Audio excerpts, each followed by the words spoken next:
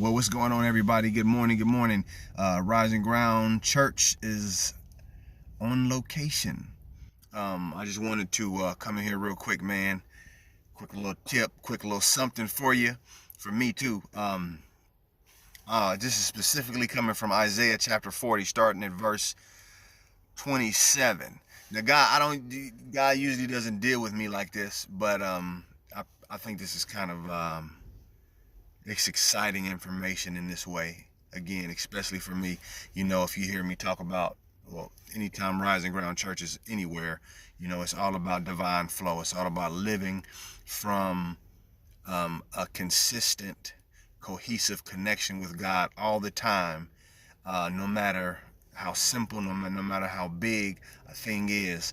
We have to live in divine flow and divine connection, being guided by God at all times into your destiny, into your individual thriving space. So this is specifically what this is about. So let me just jump right in because I don't have a lot of time. So starting at 27, it says, "Why do you complain, Jacob? Why do you say, Israel, my way is hidden from the Lord. My cause is disregarded by my God. Do you not know? Have you not heard? The Lord is the everlasting God, the creator of the ends of the earth. He will not grow tired or weary, and his understanding no one can fathom.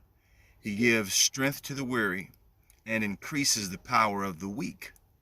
Even youth grow tired and weary, and young men stumble and fall. But those who wait on the Lord, will renew their strength. They will soar on wings like eagles. They will run and not grow weary. They will walk and not faint." Specifically the last portion, but I did want to just to kind of read the beginning of that. So here you have a person that's, it's like, man, what's going on, man?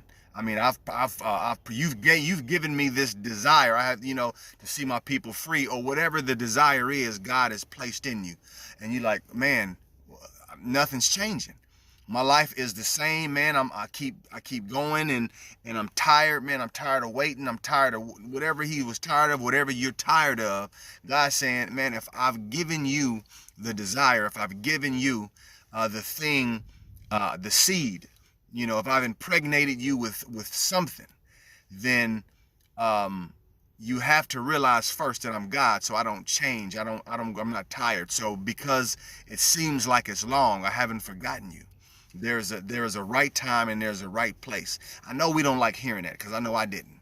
But the beauty of the understanding of that is the right place and the right time has everything to do with your ability and your availableness to connect with God, to be in divine flow, to allow God to orchestrate what only God can orchestrate. There are a lot of people and there are a lot of pieces to your puzzle. So God has to use this over here. He has to use this over here. He got to use that back there, that in front. And most of us don't want to live in divine flow. And divine flow is simply allowing the greater perspective, which is God, to orchestrate everything for you so you can go and move successfully into your thriving space in this earth. We are meant to thrive in this earth the way that the desire shows up for us. Everybody don't want to be rich. Everybody don't want to have multiple businesses. But what we do want to have is we want to have a fulfilling life. So all fulfillment comes totally when you allow God to totally do what only God can do for you. So when it says, those that wait on the Lord will renew their strength, that means when you've waited and you've been positioned in the place where God has you, everything that you've worked for prior to that, like this. So say you try to do it in your own strength. You went out, man, you hustled down, man, maybe you got some stuff, but I guarantee you didn't get to the place where God wanted you. But anyway, you went out and you did all these things, man. You found yourself tired and beat down, and only to get back up the next day and try it again. And it didn't produce for you the results that you wanted then. God is saying, when you wait on me, then when the time comes, everything that you put your hand to is going to prosper. Everything that you do is going to succeed, because you're now doing it in a place where you are meant to thrive. And you can only get there by divine flow. You know, what is it says? They will renew their strength. They will soar like eagles. They will run and not go weary. Any physical activity, anything that you're doing in the place that you meant to thrive is going to succeed. And that's all I'm trying to say.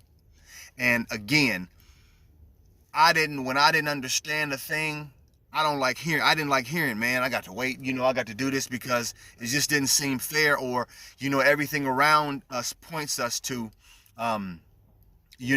we being wrong. Well, maybe I'm making the wrong decision. That's why this is not working. Blah, blah, blah, blah, blah. No, you have to yield the desire that God put in you back to God, so God can get you there.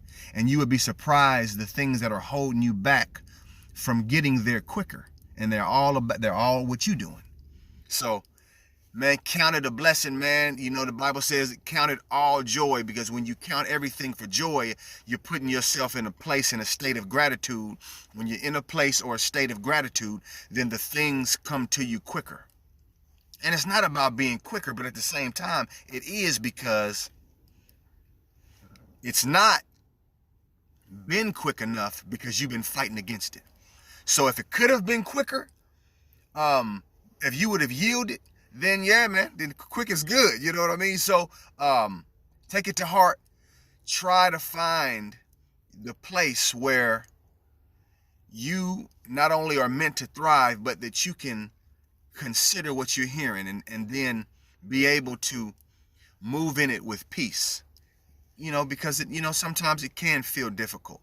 But if you understand a thing when you're in it, and you understand it for what it is, it no longer has power over you. Hope it makes sense, man. Rising Ground Church, Pastor Jamal.